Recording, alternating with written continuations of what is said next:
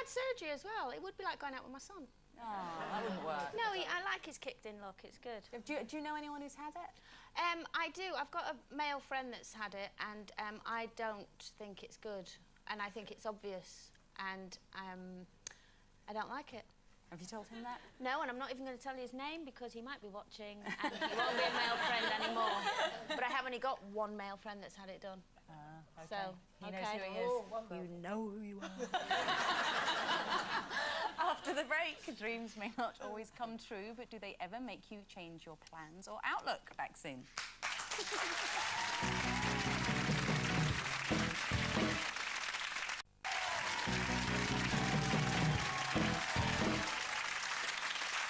Welcome back. Your loose lineup today, alongside me, Jackie Brambles, is Colleen Nolan, Linda Bellingham and Julie Tailforth. Right, a newspaper is reporting that singer Amy Winehouse may change her ways as a result of a dream. Her dad, Mitch, has apparently said his daughter had a dream in which Amy's gran, who has passed away, scolded her for not fulfilling her potential. So how much attention do you give your dreams, and has one ever made you think differently about how you should live your life? I dream a lot, and apparently I cry a lot in my sleep.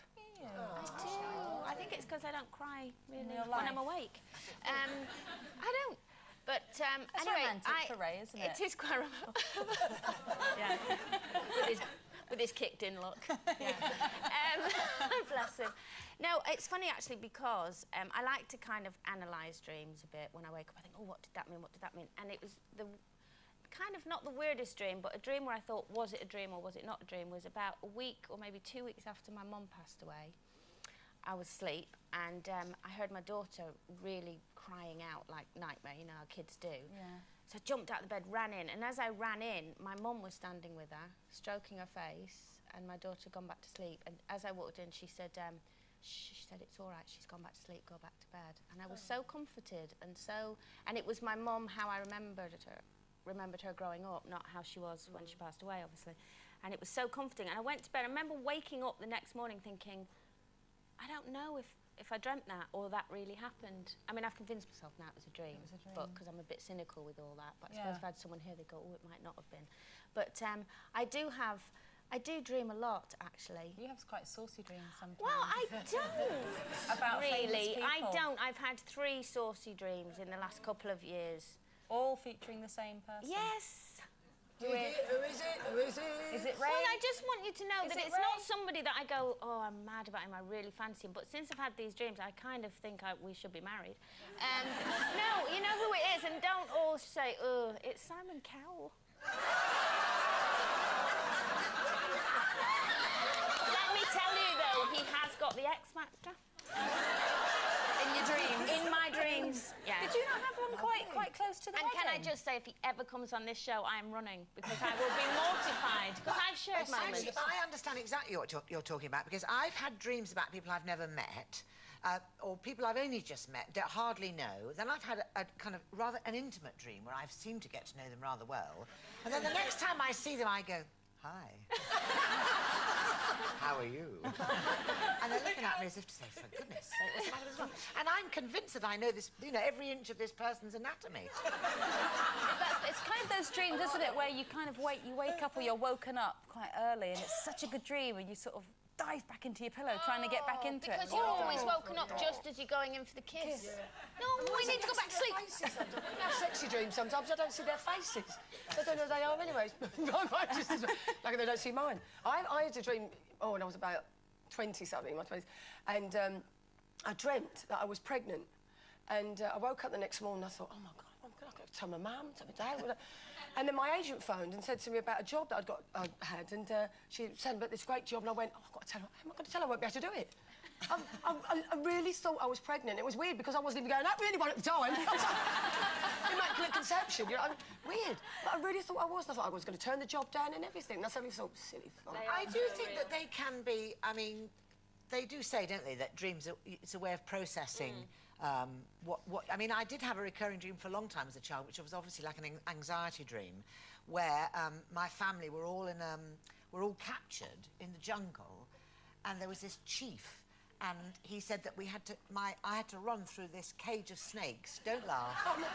Yes, I'm a celebrity. live snakes, and if I could get to the other end, my family would go free. And I spent it seemed like the whole night running, going, dipping in and jumping over the snakes. And just as I make that final leap, I get bitten on the leg, and I wake up with a pain in my leg. Really, and Mr. Spain's Like, hanging yes. off it. gnawing away at the bone. But you are supposed to. I did speak to a therapist once who said you should, when you wake up. Yes, I should definitely need to. But you should take 5 minutes and just try and remember what you dreamt about, process it, and then get up and move on. But there's somebody's, I've had those ones before, those like the anxiety ones where my teeth, I'm just about to go on stage, or just go on set, and my two front teeth fall out. Oh, yeah. And I say like that, really go like that. And you're spitting it, Yeah, yeah, your your teeth Oh, down. just falling to pieces. Yeah. It's weird. That's supposed to be money, though, teeth. Is it? Yes, Yeah, that's it's not. Yeah, I can imagine. This hasn't worked for me yet. And but what's the other one, isn't it? If you dream about having babies, that's Death. That's death. Yes, that's death, apparently. It's cheerful, lovely. isn't it? Yes. No, So you'll be. I'll stick with Simon Cowell. I Yes. think. That's still when we see falling out. Yeah. Since our first guest last came to see us, he's been very busy performing tracks from his debut album, being wooed by some leading LA producers, and just last weekend he opened some stadium shows for no less than Elton John. Not bad, considering he's just 19 years old. Before we chat, here's a burst of his latest single, Back Here, which came out on Monday. You and I were both the same. Try to get it right. We're just going different ways. And I know that we will laugh at this someday. I wish that we were back here again. Please welcome Richard Fleischman.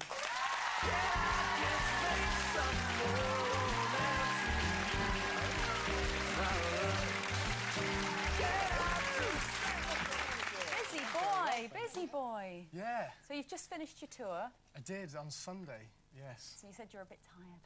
Yeah, really tired. It's been a mad month, really. In fact, a bit of a mad year. So where have you been?